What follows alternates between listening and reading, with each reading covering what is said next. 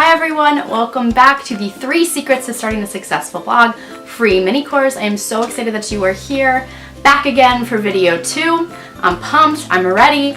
I really hope you enjoyed all of the content that was featured in the first video. If you have not watched that one, go ahead and go back to the previous email and watch the first module of the free mini course.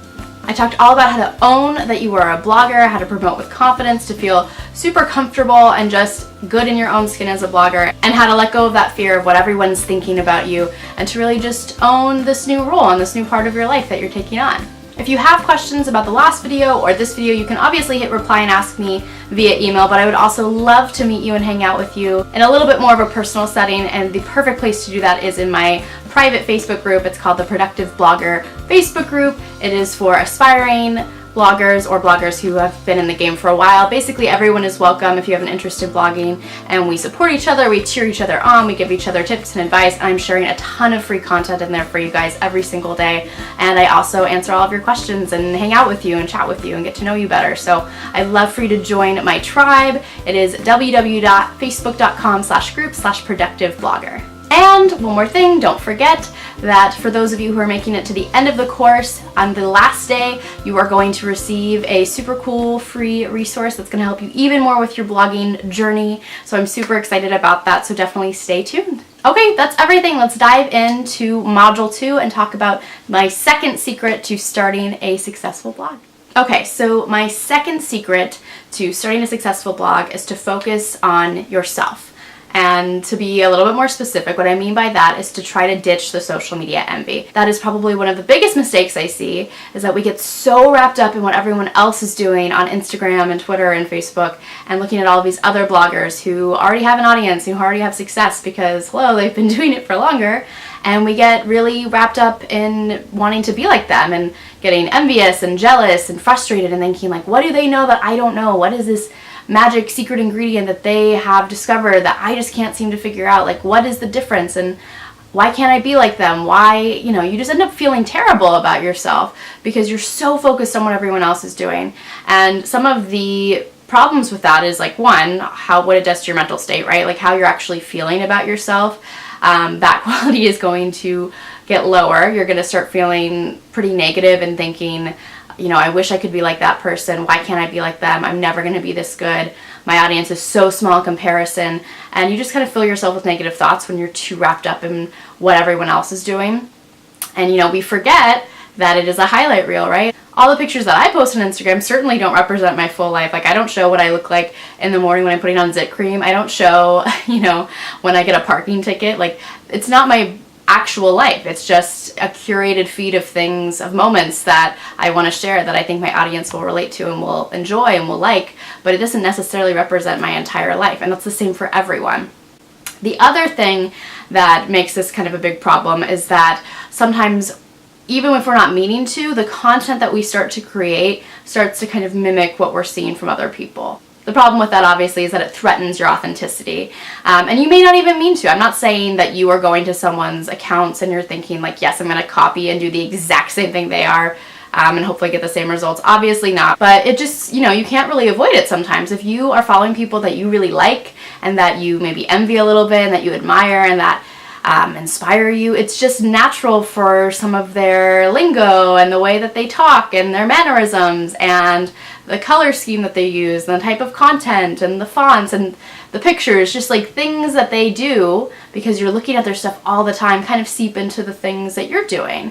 And then you're just going to end up looking like everyone else, and you're not coming from a place of authenticity. And followers, readers, people who are going to be looking at your content are going to be able to tell. People aren't stupid. Even though you're creating this perfectly curated package of content for them that you think you've put so much time and work into, they're still going to have this sense and this energy from you that it's just not really who you are. And what's going to make you the most interesting is your unique point of view. So if you kind of let all of this other outside stuff from social media seep in, you're just not going to be creating content that's genuinely from you. To share a little personal story, I'll keep it brief. when I got to go to New York Fashion Week for the very first time last year in September, I was so excited. I was thrilled. I got invited to a few shows and events, and I could not have been more excited. I literally have pictures of New York Fashion Week on my vision board that I can see back there. It's been a lifelong dream. I'm obsessed with clothes and fashion, as you guys know, if you follow me at all. So this was a total dream come true for me.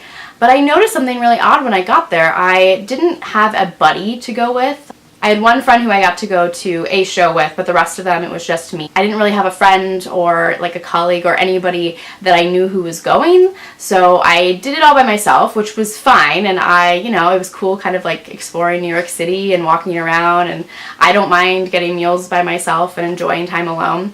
But as the days went on, and as I was running around to different shows, when I was in the shows, everything was super electrifying and exciting, and I was like, this is amazing. But in between, I kind of had this weird sense of something being off and something being wrong. And at first I thought I was lonely, but then I realized I wasn't really lonely because I'm very independent. I don't mind being by myself. And I was looking at my Instagram feed, and I realized that I was spending all this time in between the shows to kill time looking at Instagram and seeing all these other bigger fashion bloggers at other shows and, going to bigger shows that I didn't get invited to. And I was getting so jealous and envious for no reason. And I was kind of doing it subconsciously. And I was ruining my own time during this like amazing week that I had always dreamed of doing, which was super exciting and super cool. And I was ruining it by letting myself get so wrapped up in what everyone else was doing. And once I was able to realize that and kind of let it go, I had such a better time. I was able to look back on my experience with so much more positivity, and I started to like really thoroughly enjoy myself. So, I mean, even when you don't realize it, social media can really seep in, like I said, and kind of alter the way that we're viewing the world around us, and it just becomes kind of a negative thing. And obviously I'm all for social media. We need it to market, right? Social media is huge. It's free marketing for yourself and for your blog. It's an amazing way to connect with your audience. So I am by no means saying to ditch social media. However, if I could give you one actionable tip, one thing that I want you to do is to limit the amount of time you are looking at social media. Not necessarily limit the amount of time you're engaging, because I honestly think there is, no limit to how much we can engage with our audience. Obviously, it's great for market research. It's great for growing that sense of community. So if you're spending a lot of time on social media creating your own content and engaging with people who are engaging with your content, and kind of creating those connections and finding new accounts and, organically growing your audience, I think that's totally fine. But if you're spending a lot of time going through your feed obsessively and like every free second you have, you're on your phone looking at it all, then you're going to notice, whether you're doing it consciously or subconsciously, that you're feeling kind of weird and that you're feeling a little bit negative and you're kind of feeling deflated. Maybe you're having an amazing day and you're really excited about this new photo. Let's use Instagram as an example. This new photo you posted and you're like, oh my God, I got so many likes, like way better engagement than I've gotten ever. Everyone really loved it. And then you might look at another photo that's like a little bit similar from someone bigger and who has a bigger following because they've grown it over a few years, and you might get discouraged. And I'm not saying that you can't look at everybody else's and that you can't, because obviously it's important to network as well and to get to know other bloggers within your niche. I think that's super important, but you should just limit it and really make sure that you're actively looking at other profiles and other images through that lens of positivity and support and excitement for these other bloggers, and thinking like, wow, I love what she does, this is super cool, and gathering inspiration, but then consciously being able to say, okay, I'm going to shut this off, I'm going to separate myself, I'm going to put my phone down and focus on me and focus on what I'm doing, and not let that get so far into my subconscious that I'm just getting frustrated or I'm feeling discouraged. So I would say to, one, limit the amount of time that you're on your phone. Like for me at night, I used to be on it until I would fall asleep, and now I put my phone in another room, I plug it in for the night before I go to bed, before I read or anything, because I'll just be on Instagram all night. So figuring out ways that you can limit the amount of time you're scrolling through Instagram or Facebook or whatever platform you're using, and then also making sure that you're looking at it very consciously and you're understanding that it's just a tool to connect and to have fun, and you don't have to go down this rabbit hole of obsession with looking at everyone else's profile and focusing so much on what they're doing, because then you're not going to be focusing on what you're doing, which is more important. All right, that about sums up part 2 of our video series. I hope you guys found this information helpful. If you did, or if you have any additional questions, obviously ask me in the Facebook group or go ahead and hit reply. I am more than happy to help you out. It's one of my favorite things to do, so please don't be shy. Definitely check your email in the next couple days for our 3rd and final module in this free video series.